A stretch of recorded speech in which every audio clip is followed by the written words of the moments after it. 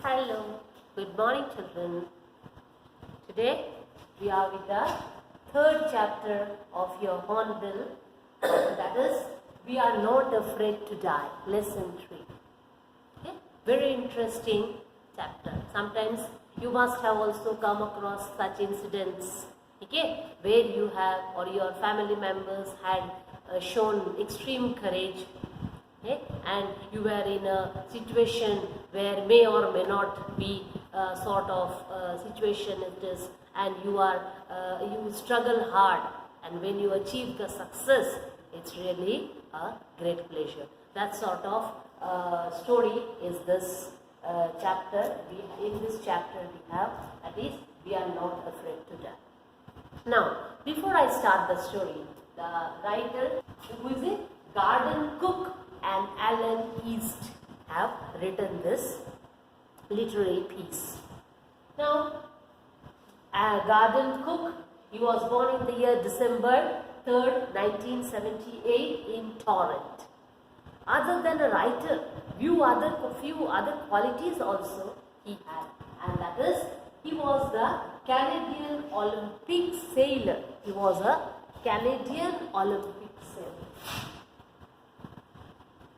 And he sails, he has participated in many competitions or things as a sailor, and at the same time he used to sail for the Canada had a yacht group. Yacht, you know, small boat which is seen other than the ship, small boats which are seen in the sea, that is a yacht, and they had a club. So many a times Garden Cook had sailed for the Canadian Yacht Club, and at the same time as a lawyer also he had a very good experience. This is something about the writer of this, and he himself is the narrator who shares his own experience in a fight with the rough sea along with his family. So he is the narrator of the literary piece. Theme, if we talk about here, extreme courage and skill is exhibited by Garden, his family, many crewmen, and where did they show this courage and skill? With the war with water. Water is here with the sea. How can you fight with the sea? How can a war be taking place in a sea? This is because the sea was rough, wild sea, strong waves, and in a hazy condition you may or may not survive. In that condition, the whole lot, or I would say the Cook family, each and every member of the family showed their extreme courage and the skills whatever they had.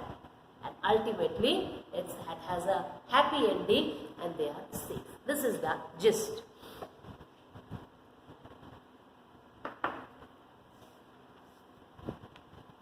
The narrator, Cook, he is a 37-year-old man. Okay? You have this story on your Hornbill textbook. I think all of you must be having. Okay? He was a 37-year-old businessman. And he and his wife, he has a wife, Mary, a daughter, Suzanne, 7, and a son, Jonathan, 6. These are his family members. Other crew members are also there, and he is as a cap 200 years earlier, and they dreamt of, or his family, that is wife and Cook, once dreamt that they will have a voyage journey across the sea, and they would see the whole world, a voyage around the world. This was the dream.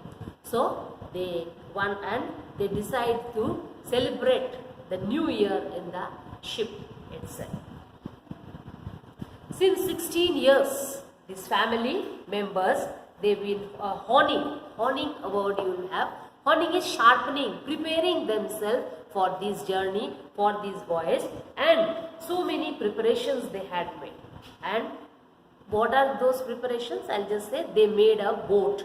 Okay, the boat almost 23 meters long. The boat was 30 tons of wood they used to hull, that is make the boat, and they named this boat Wave Walker. What was the name? Wave Walker. We have a word here.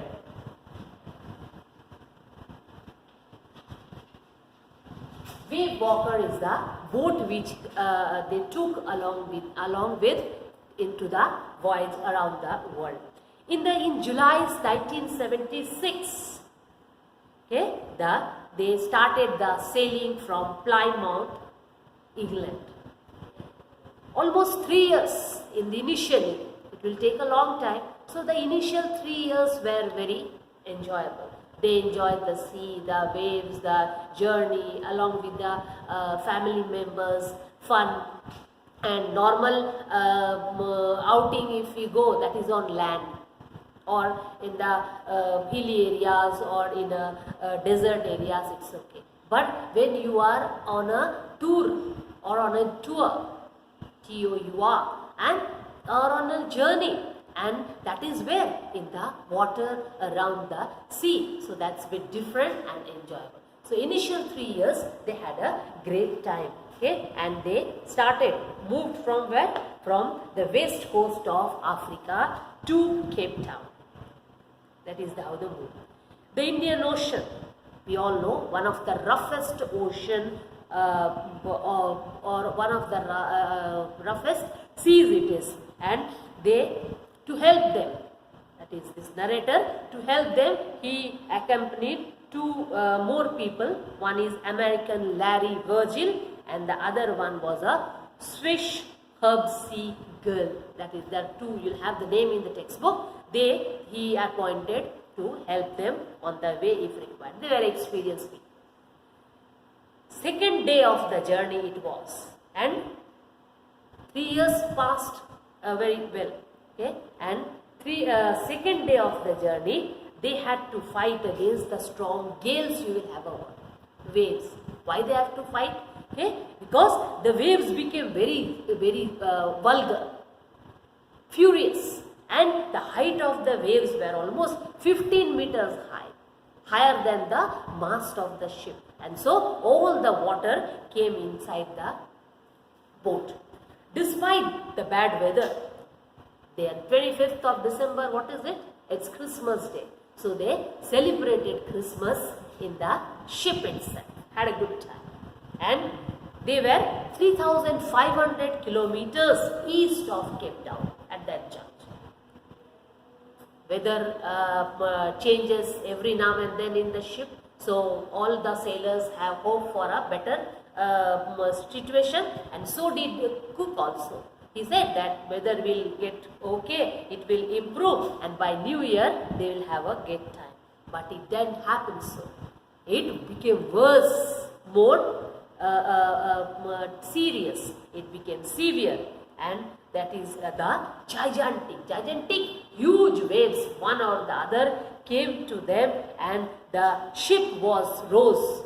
It couldn't be kept under the control, and it rose on the waves as if the waves were controlling the ship. That was the situation, and it was rolling on the waves. And at the same time, the screaming wind, wind is screaming, is shouting, and wind was blowing very hard, so it felt, and the sea was also very rough. So it felt that as if the sea was shouting, screaming, and the wind was blowing very hard, and that way the water, because wind was very hard, and the wind was making the waves move more with more force, and the water was sprayed on the sailor as well as on the ship, and really a painful situation. The sound was terrifying, the situation was horrifying, and really they had a tough time. Slowly and gradually, to slow down the boat, that the storm would fall down or zip, what did they do to keep the ship under control? The heavy ropes they have, they put that ropes across the stern. What is the stern? Stern is the back portion of the ship. So they tied it with the rope to keep the ship under control. The underwoven lift raft drill connected lifelines and put their life jackets to protect themselves. They found that Cook had often sailed, so he found no situation is not under control. So life jackets, lifelines, the safeguarding implements, whatever was there, they acquainted themselves with them and got ready for the worst come worst situation. It was 6 p.m. Okay, and calm and quiet every 6 p.m. almost evening, and daytime at least the fear is less, but night time you cannot see anything, not even the rough sea. You can just only hear the strong sound of the strong gales, that is the waves, and the wind if it is blowing. So it happened like that, and everywhere it was calm and quiet atmosphere. Omnious silence, omnious, omnipotent, something that is is present everywhere. So everywhere omnious silence was there, and all of a sudden the wind stopped blowing and the sky became dark. The narrator felt that might be everything is coming under control, but it was not so. Narrator Cook, what did he see? He saw a black cloud on the top of his boat, that is the wave walker, and to his surprise, all of a sudden he experienced an tremendous, heavy, furious, explosion, something as it burst out over the cloud, and the whole deck was shaken. And what happened? Green and white color water. Color of the water seemed to change. Green and white color water totally drowned the whole deck. The deck was, the front portion of the ship. It was full of water. The family at this time, they were still under control, had the hope. But at this juncture, they felt that death is approaching towards them. Every one of them. The boat, wave walker, full of water. And the narrator felt himself drowned in the water. Somehow he managed to escape from the water. Pops means puts his head out, and what did he see? He tries to put his head out of the water, and he saw that the mast, the sail, okay, the cloth which is tied in the boat, and when the wind hits the mast only does the boat proceed forward. So that mast, what was that? To the horizontal, or to be the horizontal, it should be horizontal, but it was near capsizing. It was almost to fall. Narrator was not able to keep the control of the boat. And what did he do? He to keep his control, there are railings, okay, boundaries in the deck. So somehow he happened to grab. Grab means catch the rails, and he sailed. He was holding it, but his feet was not on the boat. He was as if flying in the air. And the wind was blowing so hard, and because of that the waves were hitting. Only he had the grip in the rail, and he was flying, and he felt that the waves or the sea is very bugged, that is angry with him, and they were tossing continuously, hitting him like a rag doll, and terrific condition was faced by Garden and the family. Left ribs, because of the continuous wave hitting him, severe injury did Cook have. His left ribs, the back portion. Okay, science students must be knowing. Okay, ribs got cracked. His mouth was full of blood, and the teeth almost broken. Severe condition was there. Cook was having. Suddenly, the front hatch got opened. Because Cook was on the deck and other family members was inside. So hatch might be a door or so on. So all of a sudden the front door hatch opened, and what did Cook see? That we are told that what is his quality or the theme? Extreme courage and skill. So Cook did not surrender to the hands of this wave.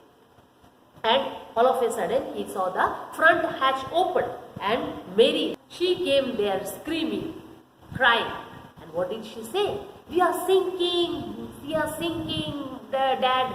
And the narrator asked her, because he was to keep his control, he was holding the grill. So as a skilled person, he asked Mary to, maybe the wheel was lying there, because in the ship there is, he asked or suggested Mary to grip the or hold the wheel or take the wheel.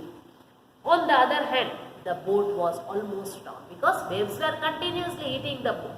And we are told the 15 meters was the height of this wave. So now the boat was totally, the first section of the boat totally covered with, full of water, drowned almost. Two men, we are told that he had appointed 2 men, Larry and Herb, to help him. They were also busy pumping out the water from the boat, because if the boat gets, all sections of the boat are full of water, then it would get drowned. So they were busy draining out or pumping out the water. The starboard portion on the ship that bulged out, continuous, it is a wooden boat, and bulged out, it came out, and all the crockery, they were on a voyage around the world. So the minimum required accessories they have to take. So crockery, charts, toys, tins, whatever the eatable items, everything, they started sloshed, floating, scattered here and there, and they were running with the flow of the water. Somehow the narrator manages to swim towards the children's cabin. In a ship, unless and until you are outside the ship, when you are within the ship, you will not experience that whether you are in the house in a posh hotel or you are on the lap of the sea. Okay? As you come on the deck only, when you see the sea, you come to know. So here all facilities were there. Somehow we are told Cook manages to swim across the water and reaches to the cabin where his children were. And what did he see? He saw that Sue, okay, his daughter, she started comparing. And complaining. What is she complaining? She was sitting there in the cabin, and she happens to because of the boat being going under out of control, the top portion of the cabin or the bunk where she was sitting was heated, and she has got a bump, swelling portion on the eyes. Cook tried to secure the holes, because everywhere now the force of the water was terrific. So he saw here and there the holes were created. So Cook tried to secure, means take care of the holes here and there, and so after that slowly and gradually the water was seen collected on one head. However, their hand pumps, see the situation, that not only nature, everything they had, when they left for the sailing, okay, all necessary requirement, because he was an experienced sailor. So whatever things were required, he took along with him. Okay, and nothing, all the precautions, whatever is to be taken, he had taken. But who knows these things will happen? So pumps and accessories, safety board, safety jackets, everything he had. But at this juncture, they have to surrender in the hands of the nature, that is the strong waves. And what happened? The hand pumps got blocked. Why? Because along with the water, all sort of debris are waste, because when the water is torrential, very strong, the waves are going. So many other things it is carrying along with. And as the water is spilling onto the boat, all these debris also or waste materials were also in the boat. So the water pumps got stuck and they were not working. And at the same time, the electric pump also got short circuit, because when we know that water enters in electric sector, then there is fear of or tension of short circuit. But then luckily one of the spare pump Cook could see, and what did he do? He takes the help of it to drain out the water. Whole night they were struggling, or I would say fighting with this water, the rough sea, strong waves, and pumping out the water. Sue was very badly tired now. Okay, so he was exhausted because whole night they worked, and she was very badly tired. Who is this? Cook. He was very tired whole night. He was very. On the other hand, Sue was also badly injured when he happens to go to the children. Cook saw, the narrator, that Sue was at that time, he did not notice properly because he was much bothered to clear the water. Now when he is little bit relaxed, what did he see? That her daughter was badly injured. She had the whole, we are told that because the head bunk she had hit, her swollen eyes were swollen, they had become black, and a deep cut was also there on her arm. But see, as the father, the children were also very strong and courageous. So she did not utter a word. Father was asking, why didn't you tell me that you are so badly injured? Okay. But the daughter said that, Daddy, you were you are busy saving us. So if I tell all these things, you would be disturbed and what to say? And your concentration would be disturbed. So I did not say. Then of the previous night's struggle, we are told, okay, that was on January 3rd. Okay, to a certain extent, they could succeed in keeping the strong waves or the water under control. Almost 15 hours the family survived between the tremendous. 15 hours fighting against life and death. Okay, and after that, the wave walkers' condition was very bad. Not only people over there, the boat was also fighting against the strong waves. So, wave walker, its condition was also very bad, and it was doubtful whether it would continue sailing or whether it would take the people in it to the destination or what. And that is, what was their destination? To reach Australia. So, in between, Cook and the other family members decided that if the boat is not in a condition to reach to the destination, somehow in the nearby island they would land down. And that was, which was the island? You have a name in the Ile Amsterdam. That island was nearby, so they decided to land there. But chances were very rare. But hope takes you anywhere. So with the hope that boat will take, they took the initiative. And what was the hope? That if the sea is under control, if the wind is under control and the sea gets calm, then this boat will definitely survive and they will reach to at least the island. It was January 4. After 36 hours of continuously, they were not relaxing, pumping out the water because waves were coming and going. Okay, few centimeters. Then water, only little bit water was, few centimeters water was left. Main mast, Cook saw that mast is the ultimate support. So because if it is damaged, then it will be difficult to drive the boat. So it was, the main mast was very badly damaged, and but they tried and somehow tried to hoist it, put it on the position, and the storm jeep hoisted the storm jeep and they moved towards the two islands. Luck was not favorable to them till now.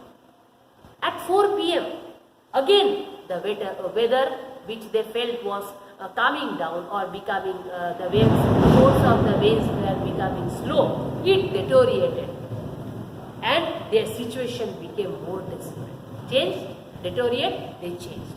The narrator went again to see the children.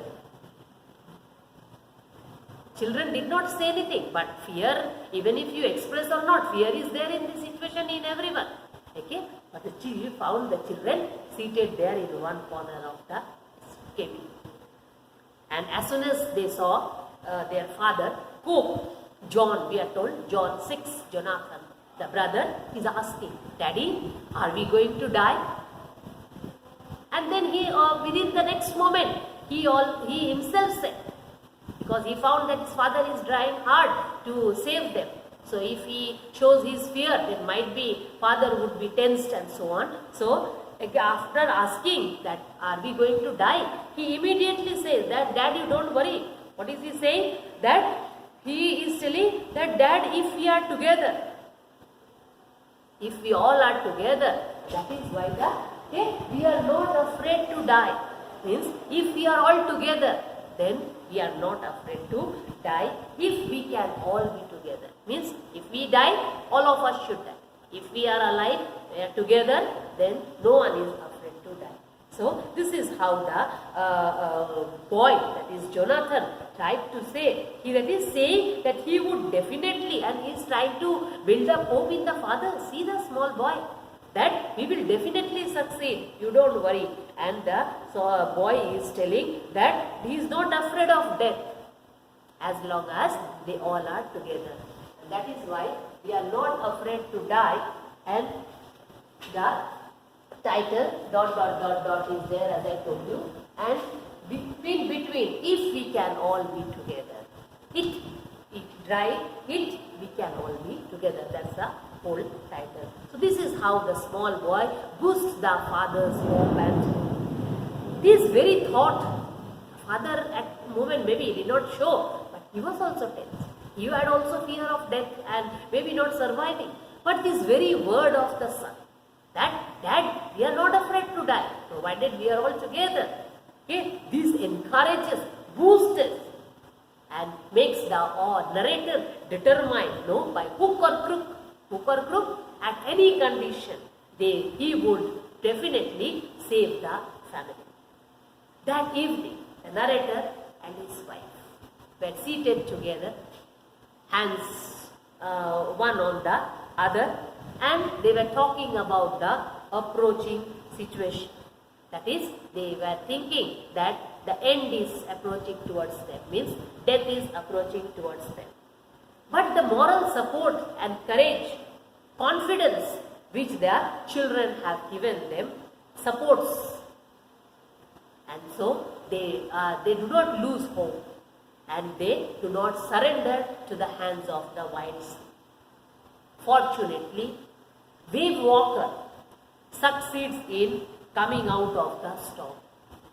And in between, the narrator, that is Cook, calculates the speed of the wind and so on to see where their position is, means how far they are from the island Amsterdam. While he was thinking all these things, busy with calculations and things, okay, Sue, the daughter, gives him a greeting card. And some pictures were also there. Pictures of whom? The father, that is the narrator, and Mary, the mother. They put on the card, pictures were there. And through the card, Sue, that is the daughter, passes a message. It was written in it. And through the message, his daughter expresses her love and gratitude towards his father. He saying, Dad, you are the best dad. You are the best dad. You are the best captain of the ship. That is how he said. And she shows a positive approach by this towards the parents. She had full confidence that by any cost, the father would save them. The narrator was very tired by now.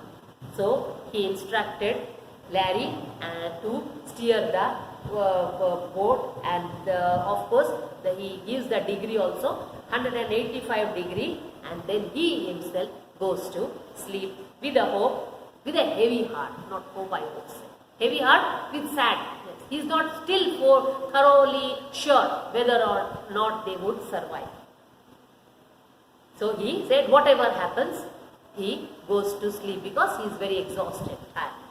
Finally, they sailed and they reached to that island. Which was the island? Amsterdam. The joy of the narrator did not have any boundary. He was overjoyed that after then, because of this joy, he forgot the pain and things whatever he had taken. This happens in real life also. Okay? When we succeed, you as a student, what do? you work very hard, you give your 100% for your exam. But everyone gives that. Sometimes everyone doesn't give the same marks. So one who does not get, okay, he is exhausted. He feels sad that I had worked also like my brother or like my friend. I studied more than him, and see, he has got more marks. On the other hand, you have a dilemma down. May or may not you get good marks, or may or may not you get admission in the required stream. Okay? But when you get, the joy is beyond control. Okay? And so this is the same situation what Cook also faces. And so he is overjoyed and he knew no boundary. His son Jonathan hugs him, gives him a kiss, and then is saying, Dad, you are the best captain, you are the best daddy ever I have in the world. And with the help of the inhabitants of the island, they succeed in stepping down to the island Amsterdam after a great turmoil, disturbances. Okay? And that was seen in the ship. And the support of Larry and Herb was really appreciable. They also died hard to save the people or themselves and fight against the